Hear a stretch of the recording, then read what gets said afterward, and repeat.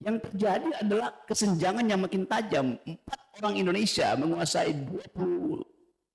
55% kekayaan negeri ini. Seluruh pejabat publik di era Pak Jokowi menjelang 2024 tidak dipilih tapi diangkat, yang disebut PLT. Jadi Anda ingin berdebat dengan saya, sementara saya bilang tadi sesuatu yang selesai dalam konsep dia mesti dihasilkan di dalam demo, gampangnya begitu. Itu poinnya kan. Jadi sekali lagi, perubahan itu hanya terjadi kalau di otak kita konsepnya udah selesai, konsepnya selesai. Jadi momok undang-undang ITE itu sampai di desa. Padahal sebetulnya desain kebejatan, desain kejahatan itu dimulai dari pimpinan negara ini.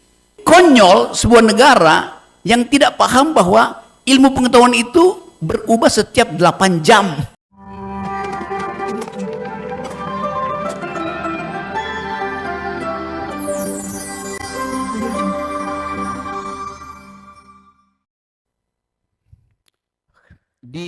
Diawali oleh 3 doktor tadi dengan uraian yang tajam, dan itu menunjukkan bahwa ijazah mereka asli.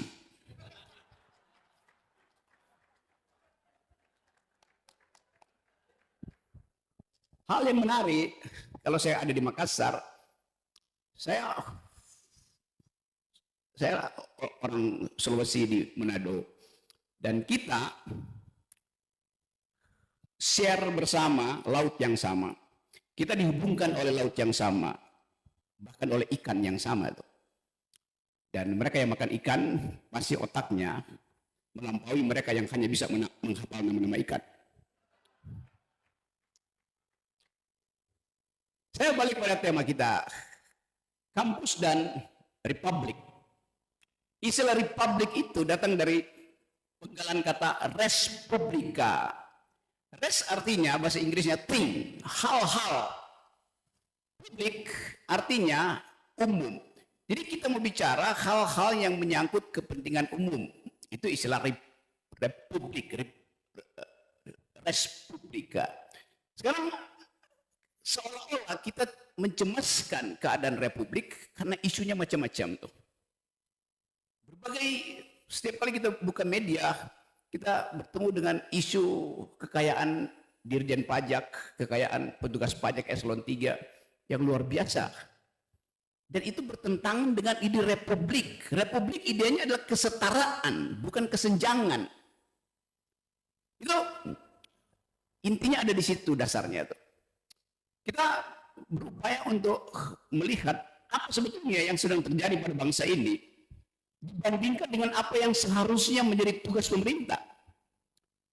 Konstitusi kita mewajibkan presiden untuk melaksanakan 2 hal saja. 1, cerdaskan kehidupan bangsa. 2, pelihara fakir miskin. Tapi justru 2 hal itu yang tidak kita temukan di republik ini. Tidak fakir miskin yang dipelihara oleh negara. Kan yang dipelihara negara adalah para koruptor yang menimbun hartanya, dan harta ini digali dari bumi kita. Tentu sangat masuk akal kalau ada argumen bahwa tugas dari korporasi adalah mengakumulasi. Itu prinsip dasar dari korporasi. Tetapi prinsip dasar dari negara adalah mendistribusi melalui sistem pajak. Jadi kita beruntung ada korporasi untuk mengakumulasi ekonomi, tetapi kita tunggu ketegasan pemerintah untuk mendistribusikan hasil akumulasi itu. Itu yang disebut social welfare, kesejahteraan publik. Itu yang terjadi sekarang. Anda bayangkan seorang pejabat publik pajak, dia punya penghasilan 36 miliar per tahun. Karena jadi komisaris ini, itu yang resmi dia punya, bukan yang tidak resmi, yang diambil dari tempat-tempat lain. Petugas pajak hidup kaya raya, sementara hakim yang ada di pelosok Sulawesi Selatan dunia itu. Kita mulai dengan ketidakadilan di republik. Petugas pajak seharusnya menghasilkan keadilan. yang merampok uang kita. Hakim yang justru menghasilkan keadilan dibayar sepersekian ribu% dari petugas pajak. Di sini kita langsung lihat bahwa ada ide republik yang gagal dipelihara oleh bangsa ini. Junto Presiden Jokowi. Itu dasarnya tuh. Jadi kalau kita ucapkan bahwa kampus fungsinya adalah mengaudit public policy yang menghasilkan kesenjangan, menghasilkan kemiskinan. Kalau kita kasih data yang kita udah tahu berkali-kali, IQ bangsa ini cuma 70 basis point dibandingkan dengan Singapura di atas 100, Vietnam. Jadi pemerintah gagal untuk mencerdaskan kehidupan bangsa. Jelas statistiknya tuh. Jadi kalau kita tanya Presiden Jokowi berhasil nggak menjalankan fungsi konstitusi? Tidak berhasil. Rata-rata itu kita 70%. Bukan 70. Dari standar 100-110 tuh. Di bawah itu setara dengan simpanse. Itu datanya, bukan data saya, itu data dunia begitu. Kalau dikatakan fungsi kedua, pelihara fakir miskin, yang terjadi adalah kesenjangan yang makin tajam. 4 orang Indonesia menguasai 55% kekayaan negeri ini. Kalau 1 orang kaya Indonesia dipajaki secara wajar, maka dia bisa menghidupkan 25 juta rakyat Indonesia. Itu yang nggak terjadi tuh. Jadi ada kekacauan di dalam public policy, dan itu dibenarkan oleh sistem hukum kita yang bisa disogok, dipermainkan dari tingkat polisi sampai tingkat putusan pengadilan. Jadi saya balik lagi pada soal ini. Saya buka baju aja supaya nggak kelihatan saya usur.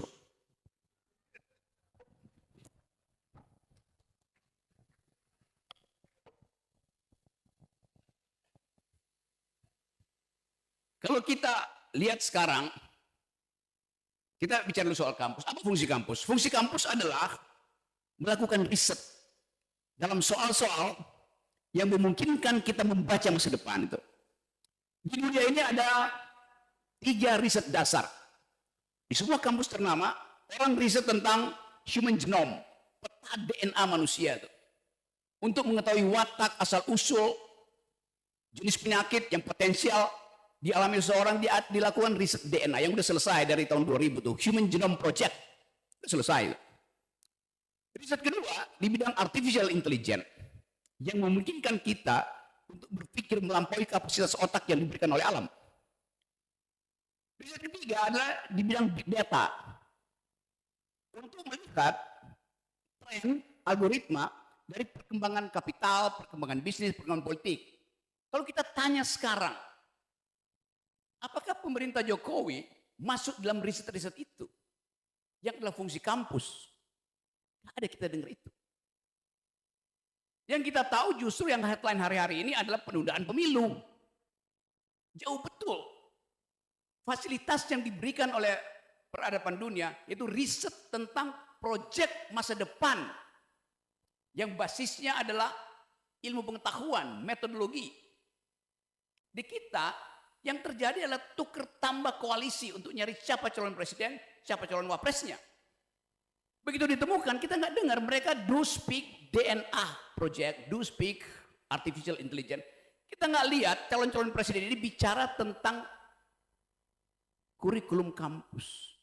Mana ada calon presiden bicara tentang human genome, bicara tentang artificial intelligence, bicara tentang big data, nggak ada. Jadi terlihat bahwa politik kita itu dikerdilkan di dalam ide. Itu pentingnya kampus mengambil alih ide itu untuk diucapkan lebih lantang. Saya mau tahu misalnya, kalau Ganjar diundang ke sini, ngomong tentang artificial intelligence, bisa nggak? Jangan-jangan yang ada memang artificialnya aja, intelijennya nggak ada. Undang Erick Thohir ngomong di sini itu, kita mau tahu, apa dia dokter beneran dari Brawijaya? Berapa banyak uang yang dia pakai untuk membeli ijazah itu? Kita nggak fair, kita mau tahu. Karena dia pejabat publik, maka kita mau tahu. Kan kita nggak pernah dengar Erick Thohir ikut universitas kuliah, tiba-tiba jadi doktor. Kita mau tagih Rektor Brawijaya itu dibayar berapa? Mesti terang-terangan buka, karena dia pejabat publik. Dan pada akhirnya kita tahu dia ditolak oleh mahasiswa. Bayangin, calon presiden Erick Thohir ditolak oleh mahasiswa Brawijaya. Itu tamparan intelektual luar biasa. Mestinya dia bunuh diri. Iya. Etika itu yang nggak ada di kita. Jadi sekali lagi, fungsi kampus adalah putting methodological first. Hanya dengan metode kita bisa mengskrutinasi, membahas semua proposal publik. Saya ingin Bosowa menguji presiden-presiden ini di depan kalian. Karena IQ kalian ini betul-betul luar biasa. Kalau jumlah IQ di ruangan ini saya tukar tambah dengan IQ yang ada di gedung DPR, misalnya ada kembalian di sini. Karena mereka nggak bicara tentang masa depan. Mereka bicara tentang penundaan pemilu supaya gaji mereka itu tetap berlangsung walaupun tidak ada legitimasi. Jadi saya mau gambarkan compang-camping Republik. Kita masuk pada isu kedua. Seluruh pejabat publik di era Pak Jokowi menjelang 2024 tidak dipilih tapi diangkat, yang disebut PLT. Gubernur, kepala daerah, wali kota, diangkat oleh Pak Jokowi melalui kebijakan Menteri Dalam Negeri. Kan itu yang terjadi kan? Dasarnya apa? Ini pejabat sementara. DKI misalnya, pejabat sementara gubernur beli mobil 2 miliar. Buat apa? Buat kendaraan operasi lapangan, dia bilang. Loh, Jakarta tuh nggak ada lapangan, nggak ada jalan rusak. Dia naik Gojek aja bisa. Kenapa dia mesti beli Rubicon yang harganya 2,5 miliar? Operasi apa? Ada yang nggak masuk akal itu. Kenapa nggak dia beli Gojek aja? Supaya lebih cepat masuk ke lorong-lorong yang sekarang penuh banjir dan sampah. Jadi tidak ada pembenaran etik terhadap public policy. Itu dasarnya. Tadi Pak Rektor bicara tentang wilayah yang dia kuasai, itu pengembangan regional, perencanaan regional. Lalu Pak Rektor merasa tidak lengkap kalau tidak bicara politik. Sebetulnya yang tidak lengkap adalah kurikulum tentang public policy di bidang regional. Kalau kita tahu yang disebut kota itu di zaman Yunani namanya city state. Di situ politik diutamakan. Jadi politik mulai dari keinginan untuk membagi keadilan, bahkan tata ruangnya harus adil. Jadi politik adalah kemampuan untuk mendistribusikan keadilan sejak dari perencanaan. Itu yang kita tidak lihat di dalam sistem berpikir kita. Pak Jokowi masih ingin melanjutkan IKN. Dan Anies katakan, Anies Baswedan, calon presiden, oh ya, kita akan lanjutkan itu karena udah ada undang-undangnya. Penjelasan macam apa ini dari calon presiden? Karena ada undang-undangnya maka akan diteruskan. Lalu undang-undang itu dari awal bermasalah karena tidak ada yang disebut sebagai AMDAL. Undang-undangnya aja ngaco. Presiden Jokowi memutuskan pindah IKN. Itu ada keputusan politik final. Lalu dia bilang, tolong universitas lakukan riset AMDAL. Lu udah diputuskan baru bikin riset AMDAL. Apa nggak terbalik otaknya? Kan AMDAL itu mendahului keputusan politik, apalagi di bidang lingkungan. AMDAL disusulkan. Bagaimana kalau AMDAL itu mengatakan itu ada perusahaan lingkungan? Apa mau dibatalin IKN-nya? Enggak. Jadi secara metodologi memutuskan kebijakan publik tanpa riset lingkungan itu artinya seperti menempatkan kereta di depan kuda. Enggak jalan. Jadi logika public policy yang ingin kita gugat dan yang punya peralatan untuk menggugat itu adalah kampus. Itu pentingnya kampus dibuka untuk debat politik. Tapi Pak Jokowi bilang jangan libatkan kampus untuk debat politik. Lalu di mana debat politik itu diajukan? Di panggung dangdut. Apa yang mau dibahas di situ? Pakai main-main tik, lato-lato. Dan kita lihat ada kegiatan baru di istana, termasuk pejabat publik calon presiden main lato-lato. Laki-laki tolol namanya.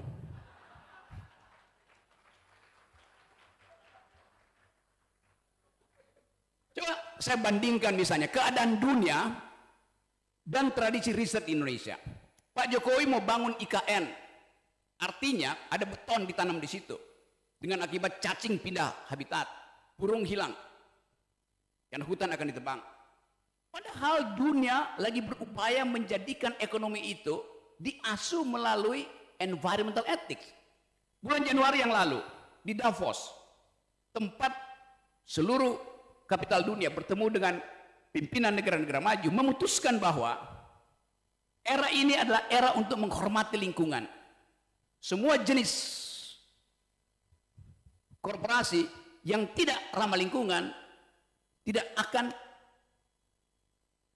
dimasuki oleh investor dunia. Dan itu yang menerangkan kenapa Elon Musk bikin kantor di Malaysia bukan di Indonesia. Sementara Pak Jokowi datang ke pabrik Elon Musk, bujuk beliau, Elon masuk ke Indonesia lah. Elon bilang iya, tapi ternyata dia berhenti di Kuala Lumpur, bikin kantor di situ, sambil ngeledek Indonesia. Karena ada ketidakpastian hukum di Indonesia, ada perusahaan lingkungan di Indonesia. Sementara Elon Musk kalau dia investasi di tempat di mana kerusakan lingkungan, dia akan disu di pengadilan Amerika. Oleh siapa? Oleh milenial dunia yang menganggap bahwa masa depan milenial dunia, masa depan kalian ditentukan oleh kesehatan lingkungan. Jokowi nggak paham itu dan dia nggak paham banyak hal. Jadi kita mau ambil alih sebetulnya energi yang pernah ditinggalkan oleh pemimpin-pemimpin awal kita, oleh founding parents kita. Itu berpikir. Seluruh pendiri bangsa ini adalah intelektual, kendati dia nggak punya ijazah. Ada yang cuma ijazah SMA, nggak ada soal. Jadi di awal kemerdekaan kita dihuni oleh para pemikir yang nggak peduli dengan ijazah. Yang sekarang memimpin, ijazahnya justru dipertanyakan karena dia klaim. Padahal berkali-kali saya terangkan bahwa ijazah itu hanya tanda seseorang pernah sekolah, bukan tanda dia pernah berpikir.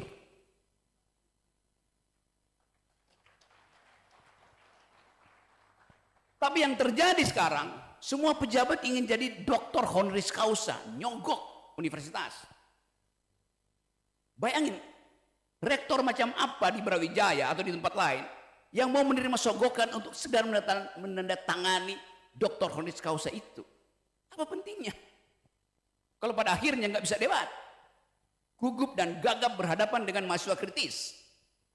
Jadi teman-teman semua, saya percaya bahwa dari Bosowa kita bisa hidupkan kembali tradisi berpikir kritis. Dan berpikir itu hanya disebut berpikir kalau ada yang menentang pikiran Anda. Anda menulis skripsi, nggak ada yang bahas, itu artinya skripsi Anda buruk. Anda menulis disertasi hanya disimpan di perpustakaan, artinya disertasi Anda tidak menimbulkan kegoncangan pikiran. Pikiran hanya disebut pikiran kalau diganggu. Itu bedanya berpikir dan berdoa. Berdoa nggak boleh diganggu. Berpikir harus diganggu. Nah, fungsi kampus adalah mengganggu pikiran politik istana. Mestinya istana merasa senang bahwa kampus mahasiswa mengganggu pikiran mereka tuh, supaya terjadi dialektika, supaya tumbuh ide baru tuh. Itu yang nggak terjadi. Kenapa begitu? Karena rektor-rektor universitas menghalangi pikiran kritis.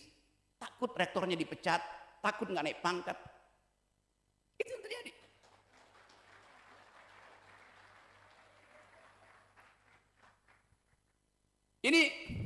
Ini pertama kali sejak setahun ini saya diundang oleh universitas dan saya boleh bicara. Selama ini nggak boleh, Rocky Gerung nggak boleh bicara. BEM berusaha, di ujungnya tinggal 2 hari. Terakhir saya diundang di Universitas Mataram. Saya udah sampai di situ. Panitia bilang, rektor melarang Pak Rocky. Ya oke, nggak apa-apa. Apa saya nggak boleh bicara di situ? Karena Pak Rocky politis akan bicara. Saya bilang saya akademis, saya pasti bicara dengan metodologi itu. Tapi rektor Universitas Mataram nggak percaya, maka dibatalkan acara itu. Lalu mahasiswa pindahkan ruang kuliah di ketinggian 2000 meter di Gunung Rinjani. Saya naik gunung di situ, kasih kuliah, mahasiswa ikut. Belakangan saya tahu bahwa sehari sebelumnya rektor justru mengadakan kuliah umum yang pembicaranya adalah sekjen PDIP. Apa nggak sinting tuh? Saya 15 tahun mengajar, sampai sekarang saya mengajar di banyak universitas tuh. Hanya karena sang rektor takut pada pikiran. Masa manusia takut pada pikiran? Pikiran itu adalah malaikat yang disuruh untuk menguji kejujuran, kebenaran, keadilan, kekuasaan. Kenapa takut? Berarti ada persembunyian kejahatan di situ. Hal yang sama, kita tiba-tiba ngeri melihat bahwa ada debat panjang tentang penundaan pemilu. Lalu muncul isu bahwa sebuah partai menggugat dan diputuskan bahwa pemilu mesti ditunda. Mereka yang belajar hukum tahu bahwa itu ultra vires, melampaui kewenangan putusan itu. Tapi nanti akan jadi heboh, akan jadi panjang perdebatannya tuh.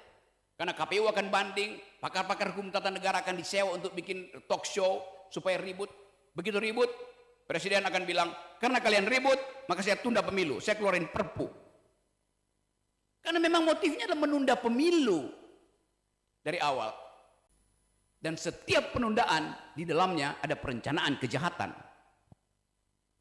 Ya. Jadi teman-teman, kita balik lagi pada tema kita. Fungsi kampus adalah mengawal kebijakan publik. Dan itu bisa berlangsung di ruang kuliah maupun di jalan raya. Itu cuma momentum aja. Kekacauan-kekacauan ini memang mesti diselesaikan. Kalau enggak, kita enggak punya kesempatan untuk menghirup udara kebebasan berpikir selama 2,5 tahun ke depan. Karena akan ada penundaan, dan penundaan itu paralel dengan pengangkatan PLT-PLT selama 2,5 tahun ke depan. Bayangin. Gubernur diangkat tanpa dipilih rakyat, bupati diangkat tanpa dipilih rakyat, wali kota sama. Berapa lama? 2 minggu oke. Itu namanya pejabat sementara. Ini 2,5 tahun diangkat tanpa legitimasi. 2,5 tahun itu separuh tahun pemilu. Jadi apa tugas PLT itu? Tugas PLT ada bawa BLT, bujuk rakyat untuk percaya bahwa penundaan pemilu tidak akan membuat dapur mereka tidak berasap. Padahal yang mesti kita bikin berasap adalah pikiran demokratis. Jadi perencanaan kejahatan itu betul-betul sempurna. Siapa yang bisa tahu itu?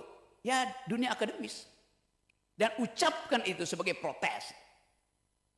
Nah, sekali lagi, nanti ada tanya jawab mungkin. Tapi saya mau ringkas aja bahwa kita hendak melihat pertarungan antara kampus dan kekuasaan. Itu temanya. Kita nggak tahu siapa yang menang, tapi kita harus upayakan bahwa satu saat kita percaya bahwa jumlah kualitas pikiran di kita bisa memulihkan kembali akal sehat kita. Jadi sekali lagi, mari kita diskusi. Kita hendak pastikan bahwa Indonesia itu adalah milik generasi yang berpikir. Dan itu janji saya untuk mengedarkan pikiran kritis ke teman-teman di kampus. Semoga pembicaraan ringkas ini bisa menimbulkan semangat baru, bukan sekedar menguji secara akademis, tapi menguji secara etis. Apakah keadilan sudah diterbitkan? Apakah kecerdasan sudah dihasilkan? Kita jawab di dalam tanya jawab berikut. Semangat.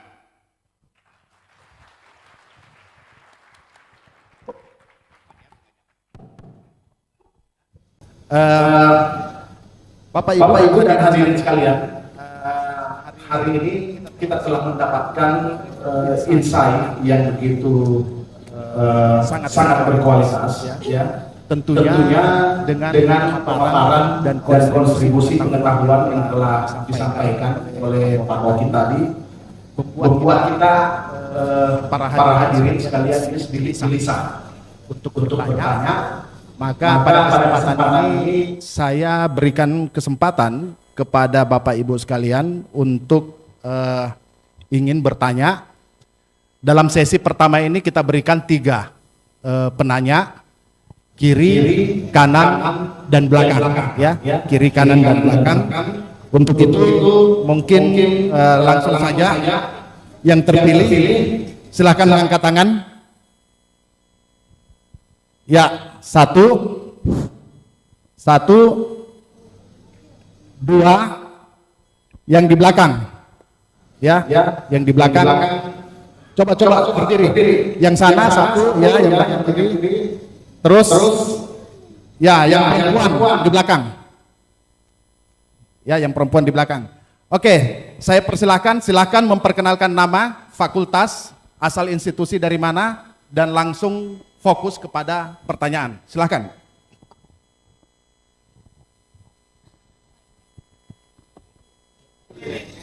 Saya persilakan yang di sana dulu.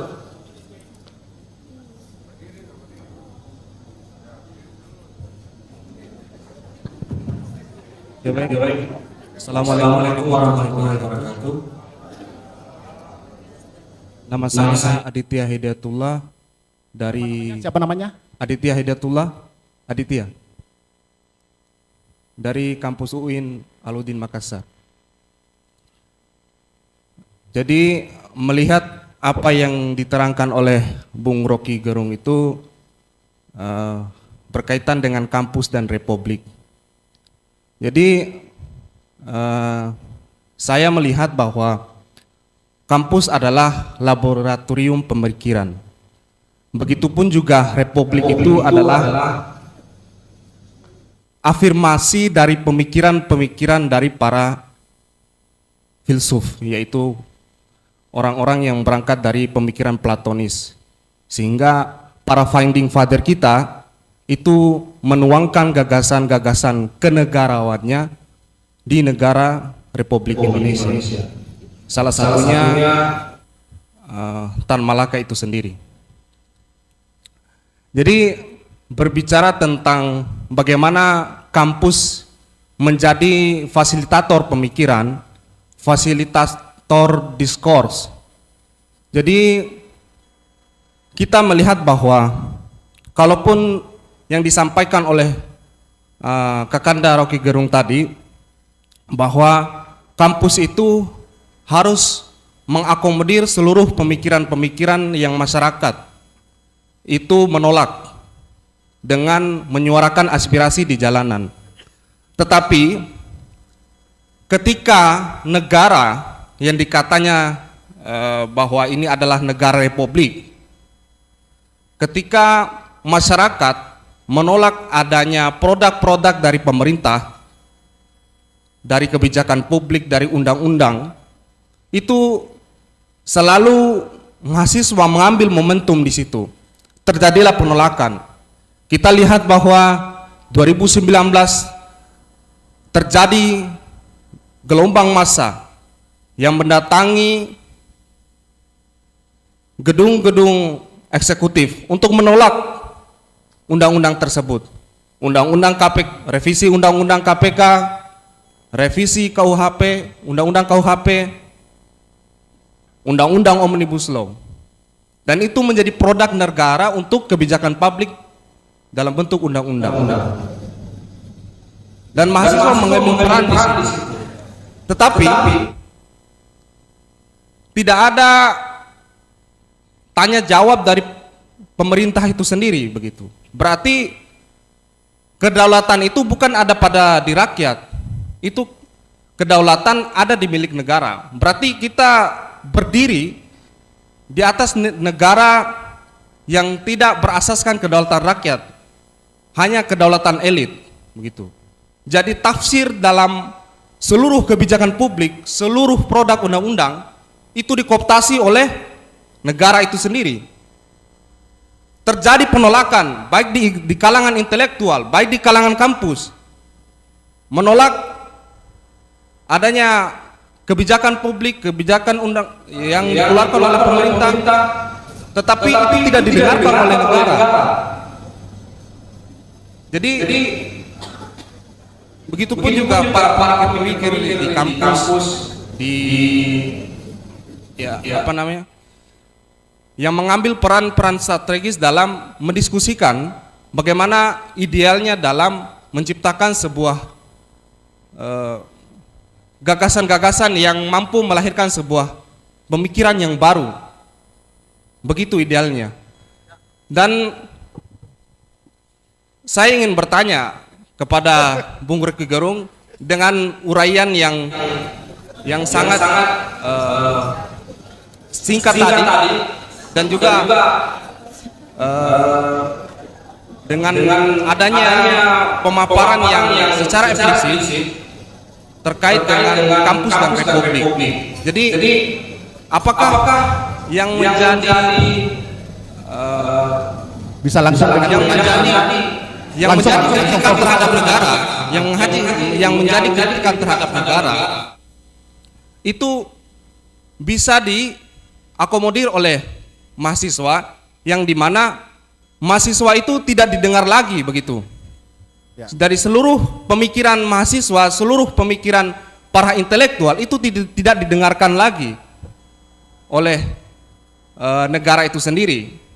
Oke. Jadi kita banyak berbicara lantang terkait dengan mengkritik negara, tetapi kampus kampus yang menghadirkan sebuah ide tentang republik itu, bagaimana melahirkan sebuah ide itu tidak ada lagi tentang ya, suatu itu. Sudah ditangkap. Ya. Maksudnya sudah ditangkap. Terima kasih. Itu berdasarkan dengan kegelisahan-kegelisahan yang terjadi di mahasiswa sekarang. Oke.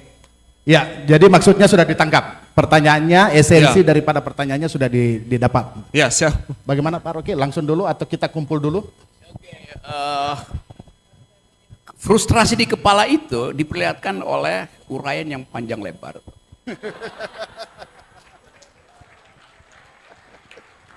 Padahal tadi saya membaca frustrasi, karena itu saya terangkan problemnya hari ini. Jadi Anda balikin lagi pada frustrasi Anda. Justru saya layani Anda, saya nggak sebutin dari awal, tapi saya langsung tahu ada frustrasi. Kan saya mulai dengan tadi, ada kegelisahan, ada frustrasi. Kenapa diulang lagi kegelisahan itu? Itu problem psikologi saudara ya, oke. Yang menjadi problem kita adalah, kalau kita menuntut perubahan, kita ada di dalam barisan itu. Bukan kita mempersoalkannya. Jadi Anda ingin berdebat dengan saya, sementara saya bilang tadi, sesuatu yang selesai dalam konsep, dia mesti dihasilkan di dalam demo. Gampangnya begitu. Itu poinnya kan. Kalau kita lihat misalnya, di awal reformasi, kita ingin ada perubahan total, namanya revolusi. Tapi kita gugup untuk mengucapkan kata itu, karena dianggap kata itu kata kiri, kata Marxis. Lalu kita edit pikiran kita, jangan pakai revolusi, pakai reformasi. Maka secara mental kita dikerdilkan karena kita ingin perubahan total. Reformasi itu perubahan penggal-penggal, lain dengan revolusi. Sekarang bahkan revolusi nggak terjadi, reformasi diedit, yang terjadi adalah restorasi. Lebih dangkal lagi istilah itu tuh. Sama seperti koalisi perubahan yang mendukung Anies. Dulu disebut ini koalisi perubahan, sekarang ditambahkan koalisi perubahan dan perbaikan. Dari segi narasinya Anda udah kelihatan mentalnya itu lemah itu. Perubahan dan perbaikan. Kalau nggak dirubah diperbaiki. Enggak, kita merubah bukan memperbaiki, apalagi melanjutkan. Jadi mental itu yang mesti kita halangi. Teman-teman mahasiswa, lakukan semacam prinsip bahwa radical break itu artinya total, bukan sepotong-sepotong, bukan dicicil. Itu dasarnya tuh. Di mana itu diberi pembenaran? Di dalam pikiran akademis bahwa tesis hanya mungkin dipertahankan di depan antitesis. Itu aja dasarnya tuh. Ya, oke. Terima kasih. Mungkin yang kedua tadi ya silahkan. Yang kedua ya. Saya rasa perkenalkan nama ya. Perkenalkan nama, kampus, fakultas dan langsung pada pokok masalah. Silahkan Dek. Yang perempuan ya. Ya silahkan. Baik, bismillahirrahmanirrahim. Assalamualaikum warahmatullahi wabarakatuh. Perkenalkan, nama saya Nur Amelia Ramadhani dari Universitas Muhammadiyah Makassar, Fakultas Agama Islam, Bimbingan Konseling Pendidikan Islam. Satu kesyukuran bagi saya bisa bertemu langsung dengan Bapak Rocky Gerung yang selama ini saya hanya melihat di video-videonya saja. Jadi saya ini sangat fans dengan beliau.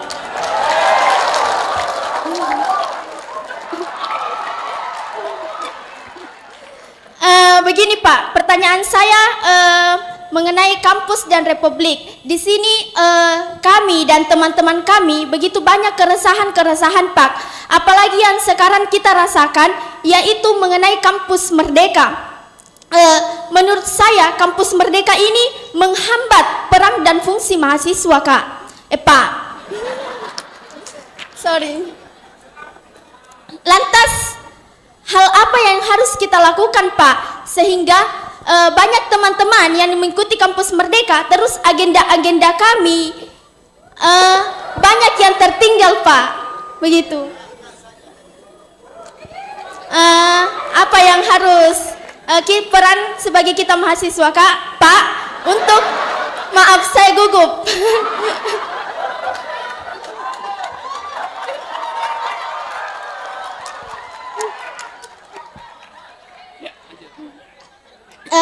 Lantas apa yang harus kita lakukan sebagai mahasiswa untuk menghadapi polemik-polemik mengenai kampus Merdeka?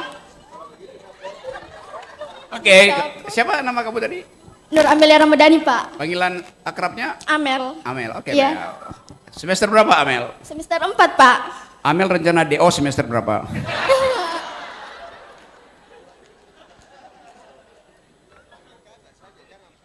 Coba kamu jawab. Rencana DO semester berapa? Semua didoakan. Jadi ini pertanyaan yang dianggap aneh. Biasanya orang tanya, rencana selesai skripsi berapa tahun lagi? Saya puter, Anda rencana DO semester berapa? Karena kalau Anda ada di kampus Merdeka, Anda bisa pilih Anda mau selesaikan apa Anda nggak selesaikan studi Anda. Kalau Anda udah merasa lebih pintar dari 2-3 dosen Anda yang dungu, DO aja kan. Kalau Anda merasa bahwa pemerintah hari ini tidak diperlukan lagi, ya diganti aja. Itu namanya prinsip kemerdekaan. Merdeka artinya tidak diatur oleh institusi itu. Jadi, udah kamu boleh duduk Mel ya. Nah saya hanya mau terangkan konsekuensi dari berpikir. Kadangkala pikiran bebas kita asuransikan pada semacam basa-basi. Kita asuransikan pada keengganan, pada feodalisme, ada sopan santun. Anda kalau berpikir dengan mengandalkan sopan santun, tesis Anda nggak akan keluar. Jadi balik lagi pada tema Amel tadi, memang ide kampus Merdeka diucapkan sekedar sebagai tagline doang. Padahal rektornya sendiri nggak merdeka, menterinya sendiri nggak merdeka. Ngapain coba? Kecuali Rektor Bosowa.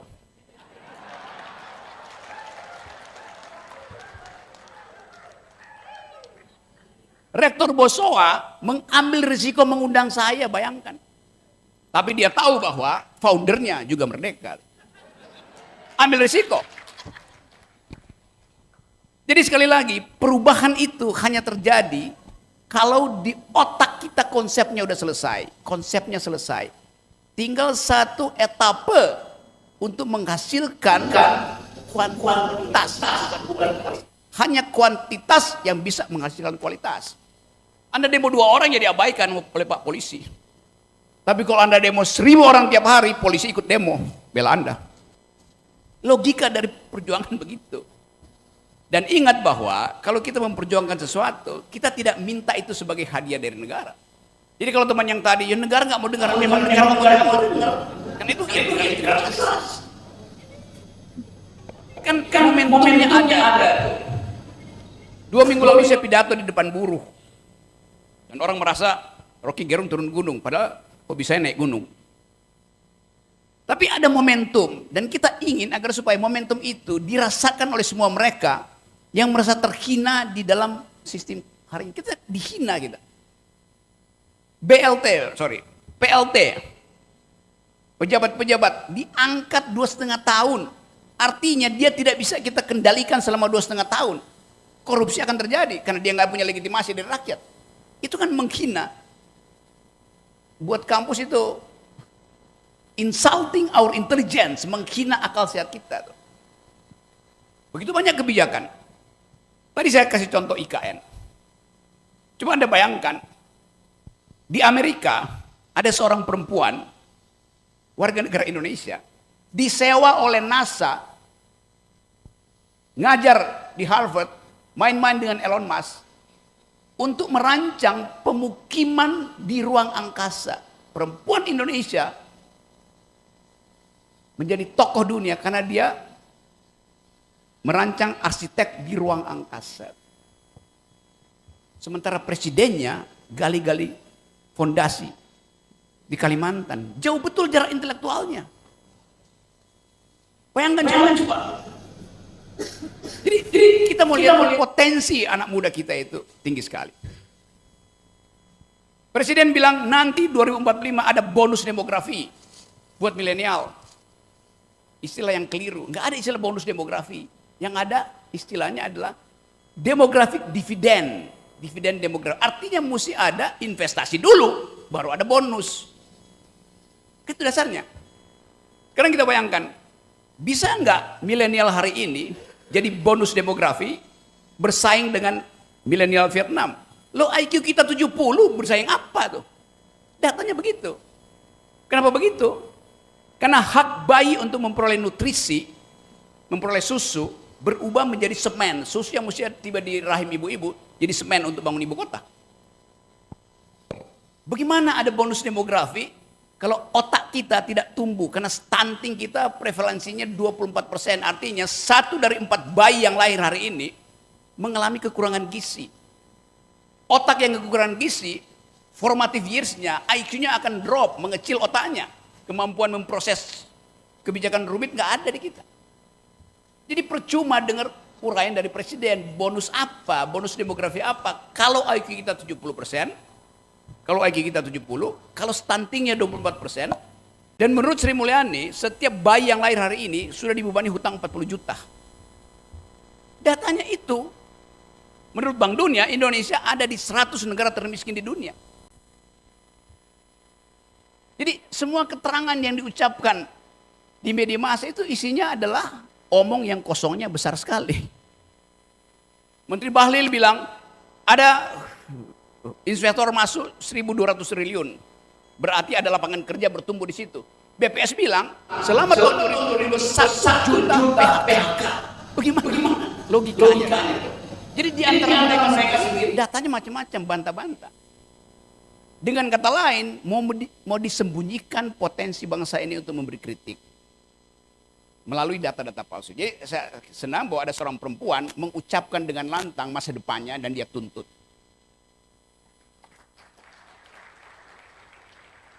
Nah, kita ingin agar supaya suara perempuan itu diucapkan. Karena generasi datang dari rahim perempuan. Kalau rahimnya tidak dirawat oleh negara, maka generasi juga akan pupus sebagai harapan. Oke, terima kasih.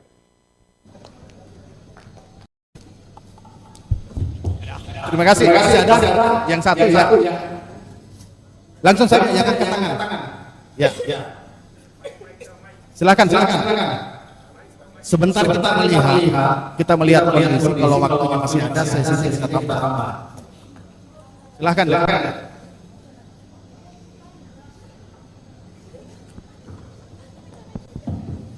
Baik. Bismillahirrahmanirrahim. Assalamualaikum warahmatullahi wabarakatuh. Salam Swastiastu, Namo Buddhaya, Salam Kebajikan. Rabbi shrah li sadri wa yassir li amri wahlul 'uqdatam min lisani yafqahul qawli. Oke, baik, pertama-tama perkenalkan, nama saya Muhammad Nur Fajar. Biasa dipanggil Ngopi, tapi saya lebih suka kalau dipanggil Makan. Ya, mungkin langsung saja begini. Mungkin terlalu jauh jika kita sebagai mahasiswa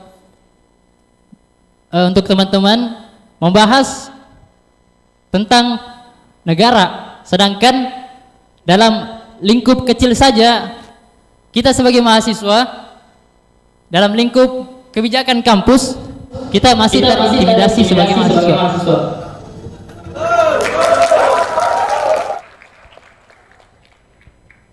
Begini, kan lucu teman-teman, kalau misal dalam lingkup universitas, dalam lingkup fakultas paling kecil, permasalahan-permasalahan yang ada di fakultas masih belum bisa kita selesaikan. Seperti misalnya masalah ruangan yang harusnya kita sebagai mahasiswa. Mohon maaf Pak, saya tadi dikode-kode sama Ibu jadi sedikit. Ya, kita sebagai mahasiswa berbicara soal masalah ruangan saja untuk kita pakai berpikir, menyampaikan ide gagasan itu masih oleh para dosen-dosen misalnya. Padahal ruangan kosong. Sebagai mahasiswa yang berlembaga saja kita mau cari tempat untuk diskusi harus ke warkop dulu. Padahal kalau di warkop kan kita bayar lagi gitu misalnya. Harus beli kopi misalnya. Padahal kita sebagai mahasiswa ya bisa dibilang bukan orang yang memiliki finansial yang cukup baik, apalagi saya yang backgroundnya keluarga saya hanya seorang petani, dan kemarin alhamdulillah walaupun gagal panen tapi saya masih bisa membayar SPP.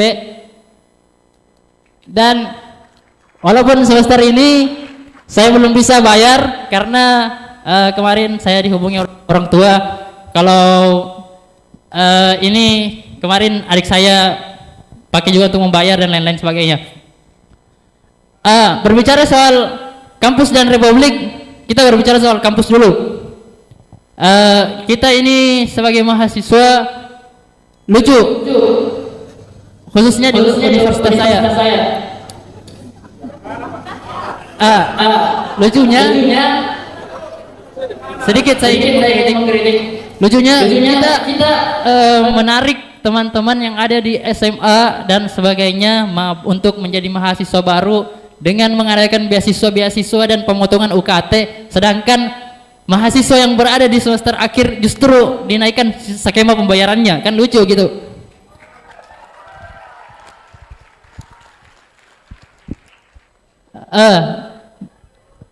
Bagaimana kita sebagai mahasiswa harus menanggapi hal-hal seperti ini, sedangkan kita sudah difokuskan untuk berpikir membuat proposal dan lain-lain, sedangkan kita harus berpikir lagi soal makan dan biaya untuk membayar untuk wisuda gitu. Oke. Ya mungkin itu saja karena waktu mungkin nanti jika ada rong-rong diskusi lainnya saya lebih suka berdiskusi dengan Bang Rocky Gerung. Terima kasih. Mungkin bisa dibukakan ada fasilitas. Terima kasih. Assalamualaikum warahmatullahi wabarakatuh. Oke, sesi curhat nanti ya. Tadi seorang kawan saya mengucapkan nama Tan Malaka. Dia menulis buku Madilog itu di kamar sempit di Kalibata. Karena nggak punya ruangan. Madilog. Buku yang kalian bangga-banggakan yang ditulis oleh Antonio Gramsci ditulis di penjara. Jadi apa artinya ruangan? Kalau ruangan ini saya kunci, saya tutup, AC-nya saya matiin. Saudara berhenti berpikir nggak? Ada lapangan basket, ada trotoar. Jadi ada banyak kemanjaan yang membuat saya merasa kalian cengeng gitu.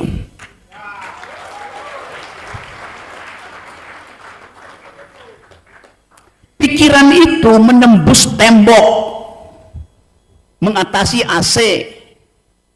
Bahkan dalam kelaparan, Karl Marx masih menulis manifesto komunis.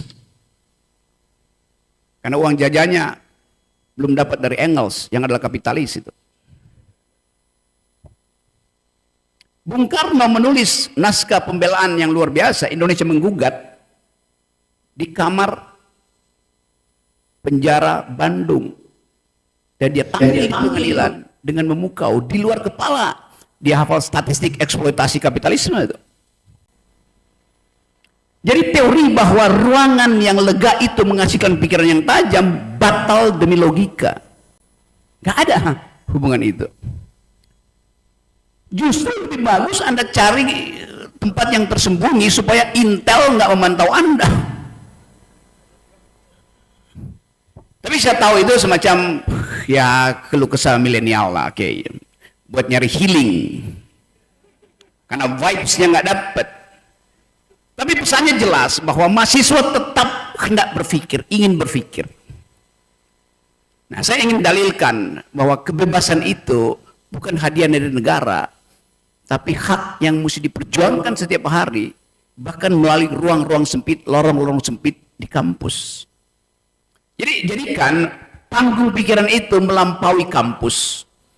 Itu yang saya mau ajukan satu prinsip, bahwa hanya kuantitas yang bisa merubah kualitas. Dan itu artinya aktivitas politik real. Begitu kita selesai tukar tambah pikiran, sekarang kita masuk pada transaksi kekuasaan, dan itu adalah duel.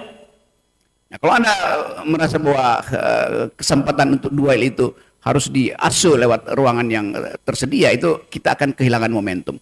Jadi di dalam kesempitan ada kesempatan.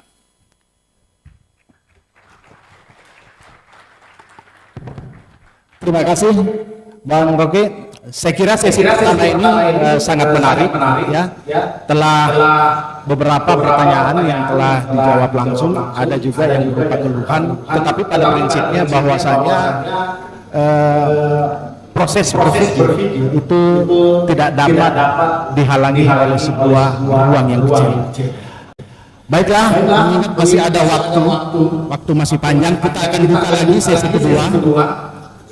Sesi kedua pada hari ini masih ada waktu kurang lebih 40 menit, jadi bisa bertanya. Melihat ada sangat antusias ini Bang Rocky, jadi 4 penanya, 2 kiri 2 kanan. Saya persilahkan dulu yang bagian kanan saya, yang di belakang. Oke, bagi coklat, ya, standby dulu bagi coklat. Terus yang kedua, saya kira cewek yang di depan, ibu yang di depan, ya. Yang ketiga, yang paling belakang, laki-laki, ya. Tolong namanya ya, yang saya sebut tadi, saya catat dulu namanya supaya tidak bertukar. Yang baju coklat tadi mana? Yang baju coklat ujung kanan. Namanya siapa? Nama saya Wawan. Dari? Walan ya? Alumni 45. Walan alumni. Ya, Walan alumni. Kita langsung saja dulu mungkin. Walan. Ya, silakan. Baik. Assalamualaikum warahmatullahi wabarakatuh. Kita hari ini bersyukur bahwa kedatangan seorang filsuf, khususnya filsuf yang kita banggakan adalah dari kawasan timur Indonesia, yaitu Bang Rocky Gerung. Tema yang diangkat oleh Universitas Bosowa tentang kampus dan republik adalah menarik dan mengingatkan saya tentang almarhum Profesor Edward Said. Edward Said pada saat mereka dan Noam Chomsky dan lain sebagainya mau menyelesaikan persoalan Palestina Israel, dan sampai beliau meninggal pun tidak selesai. Dan beliau pernah mengatakan bahwa masalah Palestina dan Israel dibawa ke kampus sekalipun, kampus itu akan dijadikan sebagai boneka Amerika agar supaya membenarkan itu tindakan-tindakan Israel. Saya memindahkan itu ke Indonesia. Fenomena yang sudah dijelaskan oleh Bang Rocky tadi, itulah yang terjadi pada saat ini. Pertanyaan saya, karena ini berkaitan dengan kampus dan republik, saya ingin agar supaya Bang Rocky juga memberikan gambaran kepada kami, ada tabir apa yang membuat kami generasi hari ini tertinggal dengan eranya Bung Karno. Saya berpikir begini, Bung Karno meninggalkan di bawah pada revolusi, Tan Malaka meninggalkan Nasir, meninggalkan Kapita Selekta, Hatta meninggalkan demokrasi kita. Yang anehnya generasi era reformasi yang disediakan dengan berbagai macam instrumen dan lain sebagainya, kalah dia. Kita kalah dengan generasi mereka dari segi pemikiran, bahkan jauh sekali. Saya ingin Bang Rocky memberikan kami gambaran itu agar supaya setidaknya generasi kami hari ini mampu bertahan di tengah berbagai macam gelombang yang terjadi saat ini. Demikian, wassalamualaikum warahmatullahi wabarakatuh. Terima kasih. Silakan Pak, langsung saja supaya ada dialektika. Ada maksa Bung Karno untuk mendeklarasikan kemerdekaan. Bung Karno menghitung perkembangan strategis di Asia Pasifik. Lalu semacam ada penundaan, dan Bung Karno akhirnya diculik untuk dipaksa segera memerdekakan oleh kalangan pemuda. Jadi itu momentum ketika kita tahu bahwa di dalam keraguan-raguan mesti ada urgensi yang justru datang dari pemuda. Jadi Anda menerangkan sesuatu yang sebetulnya sedang kita alami sekarang. Pemimpin oposisi di Indonesia nggak ada. Tokoh-tokoh kritis mulai terkooptasi karena disogok dapat jabatan komisaris segala macam. Pada waktu reformasi terjadi, pada waktu pemerintahan Presiden Jokowi di awal, saya mendorong masyarakat sipil, kritisi intelektual, tokoh LSM masuk ke dalam istana untuk mengubah mindset istana. Tapi yang terjadi, mereka justru cari suaka di situ. Ajaib. Karena takut memandang wajah politisi yang ada di situ. Padahal secara moral, kita yang di luar, civil society, punya hak untuk mempersoalkan kebijakan. Harusnya mereka yang ada di dalam melapor pada kita. Sekarang kita yang minta waktu untuk ketemu mereka. Apa nggak kurang ajar tuh? Jadi terjadi pembalikan bahwa mental aktivis itu bukan sekedar dikooptasi, tapi dibeli dengan harga murah oleh kekuasaan. Saya nggak mau lihat itu di Makassar. Saya nggak mau lihat itu di Surabaya. Saya nggak mau lihat itu di NTT segala macam. Ada kebutuhan baru demokrasi dunia yang menginginkan ada kemandirian pikiran generasi Z sekarang ini. Itu yang memungkinkan kita mengorganisir kuliah umum semacam ini dengan isu-isu masa depan. Jadi tinggalkan aja mereka yang nggak mau ikut, tapi katakan pada mereka bahwa kita ingin sebagai pemuda menentukan gerak bangsa ini. Itu yang mesti diucapkan setiap hari. Nah kalau itu Anda gagal ucapkan, itu cuma ada dua hal. Karena Anda takut untuk mengucapkan secara lantang, atau Anda takut ucapan Anda itu tidak bisa diamplopin. Itu aja. Saya tahu ormas-ormas pemuda itu yang dikasih amplop oleh kekuasaan tuh. Dirawat headline-nya supaya jangan memberi kritik pada pemerintah. Begitu banyak organisasi mahasiswa yang menunggu amplop di pojok-pojok kantor polisi, pojok desa segala macam tuh. Karena akan ada kurir bahwa mereka sogokan. Nah kita dirusak oleh sistem itu. Nah, itu pentingnya kuliah semacam ini semacam refleksi bahwa bangsa ini bisa ditemukan kembali kalau ada 2-3 orang yang secara terus menerus mengucapkan integritas. Bukan tunggu seperti ada kasus pajak lalu Sri Mulyani kumpulin masyarakat sipil dan bilang kami integritas. Enggak, itu udah terlambat. Sri Mulyani udah bagian dari kebusukan Republik. Gak mungkin lagi dia perbaiki. Satu-satunya caranya dia mundurkan diri. Kan itu intinya kan. Jadi luka yang kita hadapi bukan sekedar bisa diobati dengan yodium atau antiseptik. Ini soal bangsa yang otaknya rusak. Karena diasuh dengan cara yang keliru oleh maksiat-maksiat politik di istana. Itu dasarnya. Tapi mengucapkan ini ada konsekuensinya. Setiap saat saya bisa ditangkap. Undang-undang ITE. Tapi kalau saya ucapkan itu di forum akademis, saya punya dalil. Dan saya akan minta supaya periksa saya di forum akademis. Jangan buat di kantor polisi itu. Dan kalian akan jadi saksi itu. Lalu kenapa ada keraguan untuk memulai gerakan perubahan? Karena ada ketidakpastian siapa yang akan memimpin ke depan. Udah ada semacam sinisme bahwa siapapun dia akan diasuh oleh oligarki itu. Itu justru yang diinginkan oligarki supaya kita itu berhenti berpikir. Supaya kita itu masuk dalam pesimisme itu. Jadi kita mesti lawan sikap itu tuh. Paling tidak ada api di kita dan minta angin mamiri untuk membantu kita supaya di satu waktu kita akan katakan bahwa dari Makassar kita bisa bikin badai pikiran ke seluruh Indonesia. Saya ingin terbitkan matahari perubahan dari timur dan biarkan dia tenggelam di Istana Merdeka. Itu dasarnya tuh. Jadi pikiran kita konsolidasikan pikiran untuk mempersiapkan langkah yang lebih lanjut. Kira-kira itu poinnya ya. Oke. Yang tadi yang cewek, ya. Silakan deh, silakan.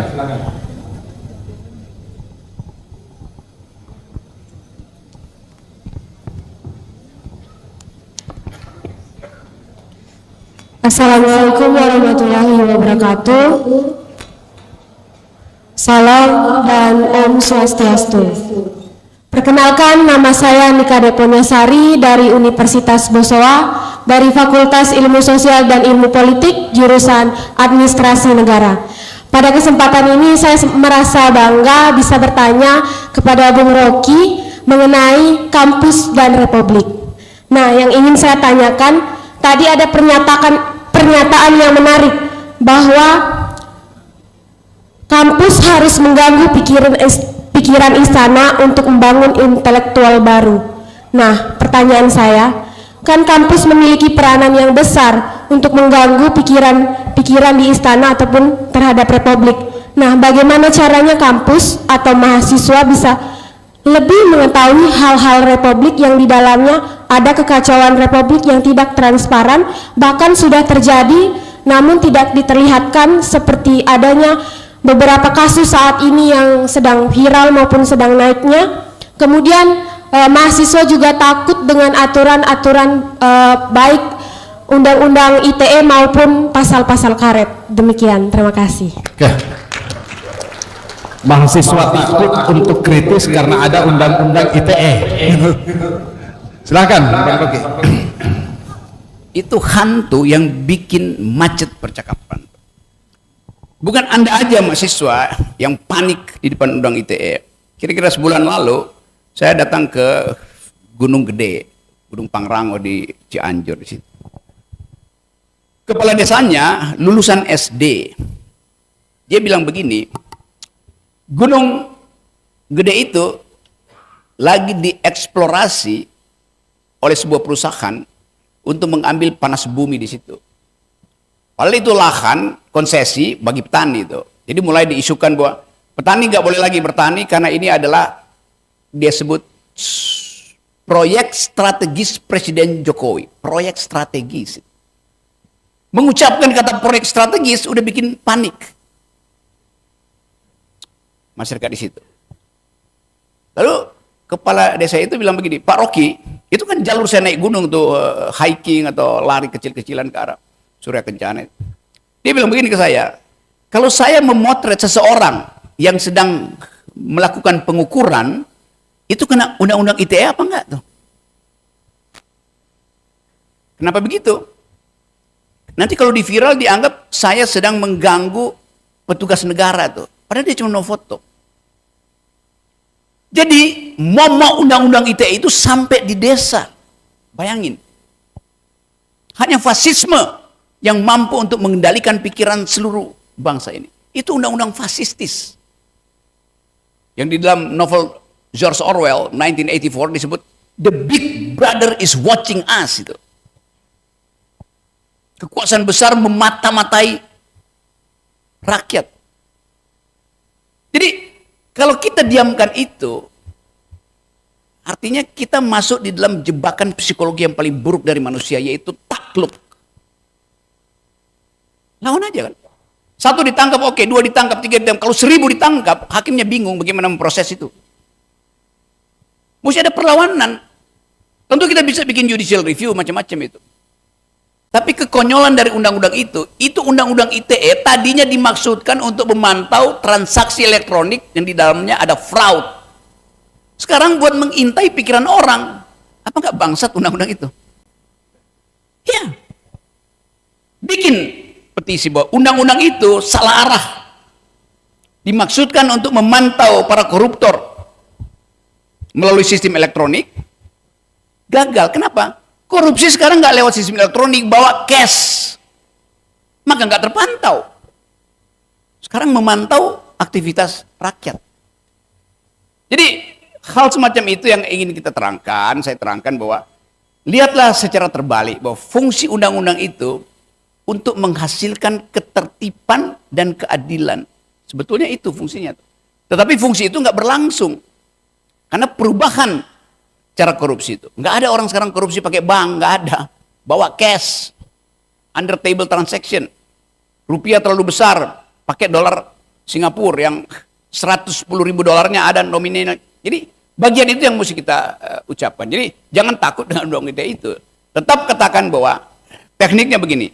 Kami mengkritik dengan basis analisis, gampang. Menghina dengan basis analisis. Bilang aja, kami mau menghina Presiden Jokowi.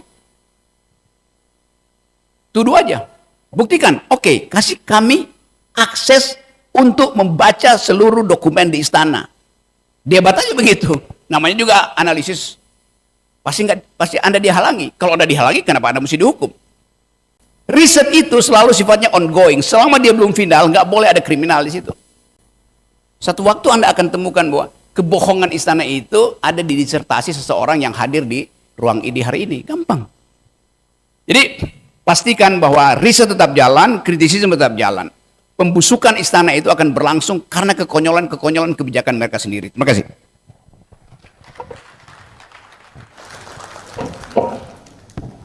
Satu lagi, Dek.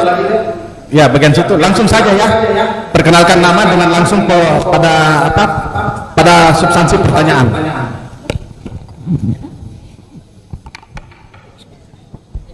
Ya, Bismillah, Assalamualaikum warahmatullahi wabarakatuh. Jadi perkenalkan Bapak Ibu sekalian, saya Atayla Hashim dari Universitas Negeri Makassar. Tujuan saya untuk mengangkat mic ini adalah untuk mengangkat keresahan saya, mengingat Pak Rocky Gerung ini dari tadi fokusnya itu di sini dari yang kita baca kampus dan republik, dan di mana Pak Rocky ini mengkritik republiknya, ada yang salah di republik kita. Tapi bagi saya dan sebagai seorang mahasiswa yang bergerak di akar rumput, yang melihat teman-teman seperjuangan saya untuk merubah republik ini, bagi saya itu sebelum kita mau merubah republik itu, bagi saya kita ubah lingkungan kampus dulu gitu Pak. Karena bagi saya di lingkungan mahasiswa sendiri, di lingkungan para akademisi yang seharusnya melangsungkan dialektika yang hidup itu, untuk terjadi dialektika besar di republik kita itu awalnya ada di kampus. Nah, problemanya sekarang di kampus kita itu miskin dialektika, Pak.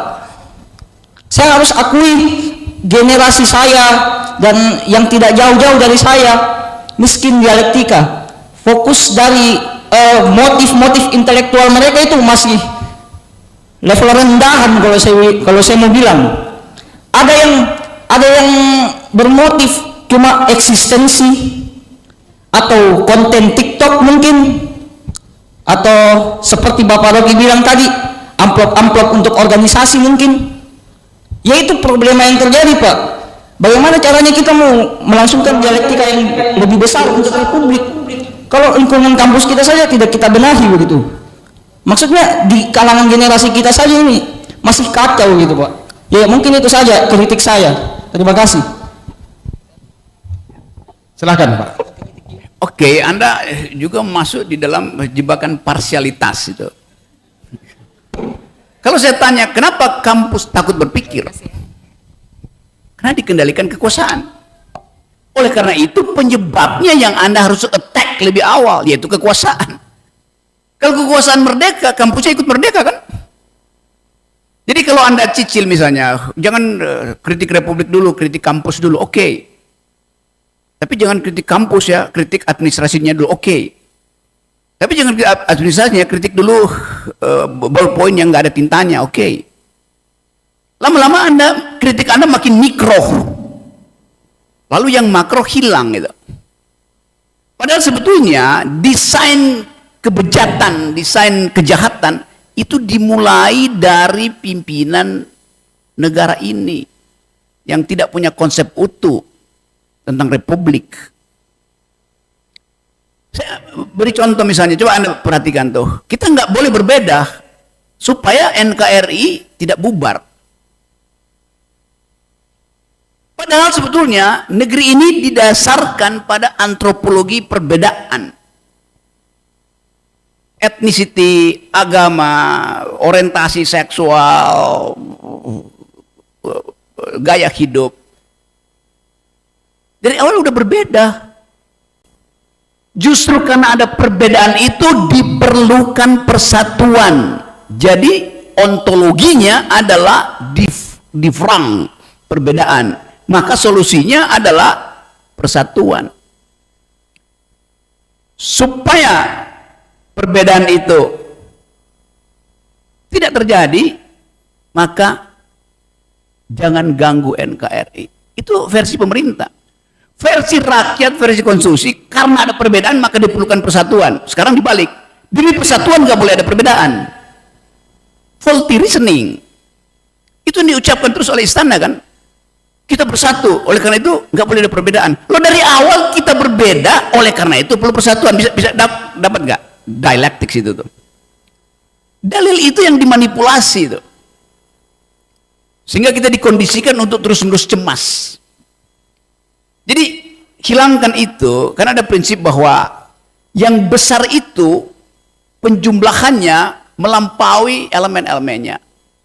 The whole is greater than the sum of its part. Keseluruhan itu lebih besar dari sekedar penjumlahan unsur-unsurnya itu. Karena itu attack yang besar itu.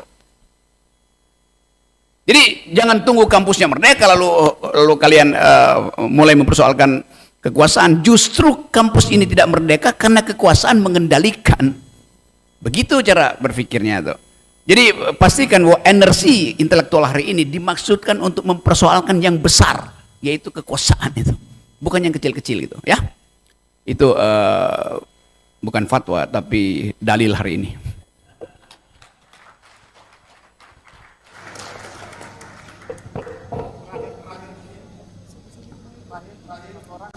Perempuan sebelah kanan. Ya, yang itu ada yang di tengah. Yang di tengah ya.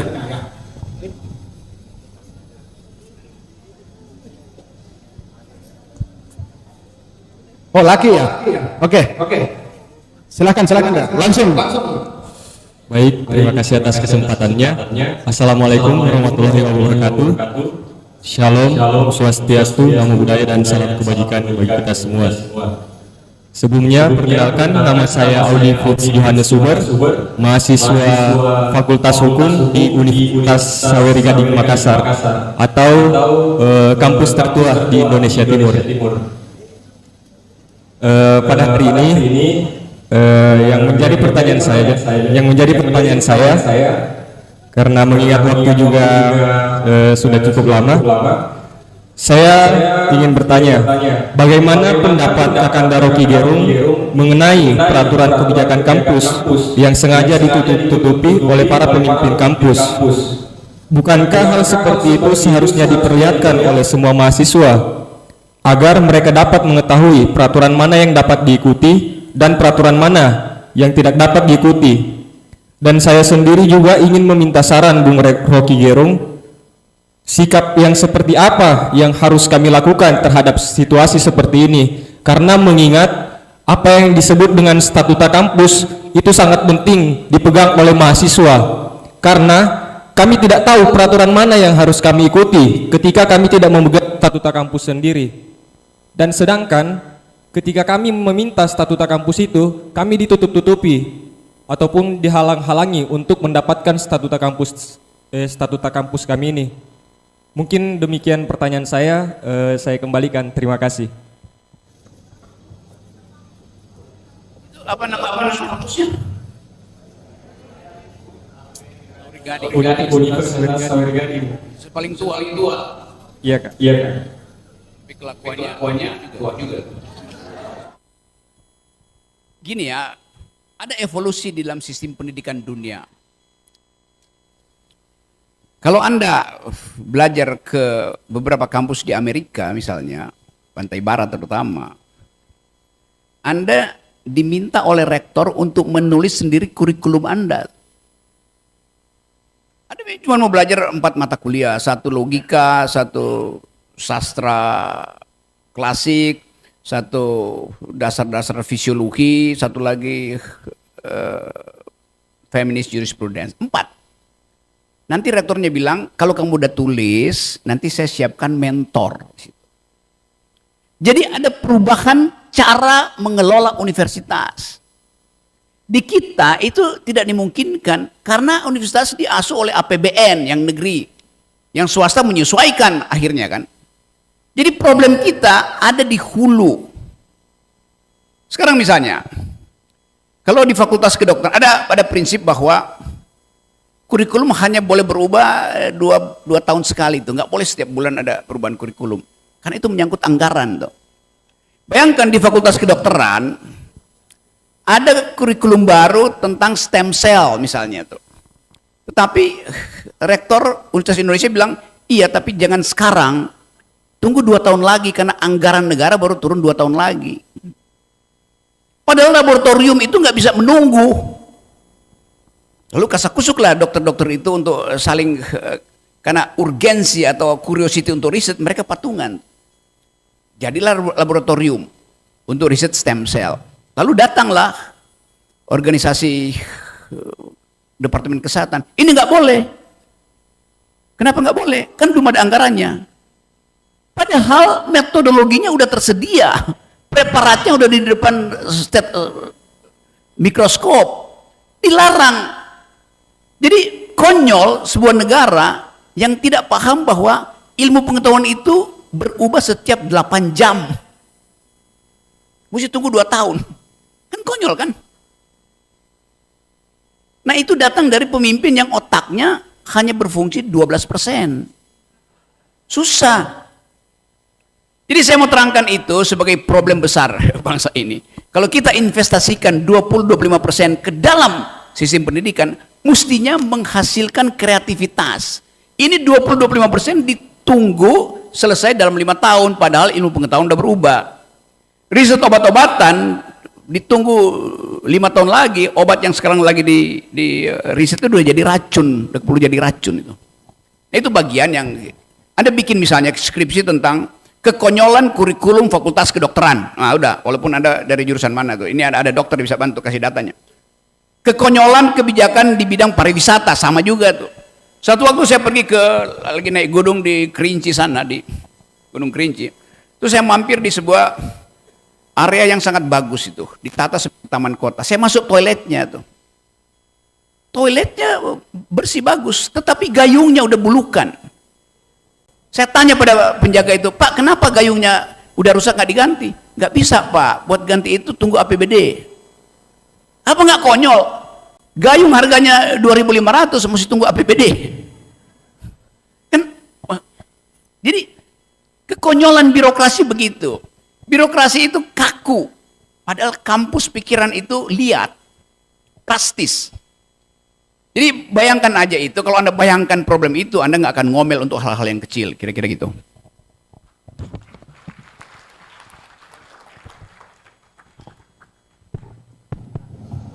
Terima kasih Bapak Ibu dan hadirin sekalian.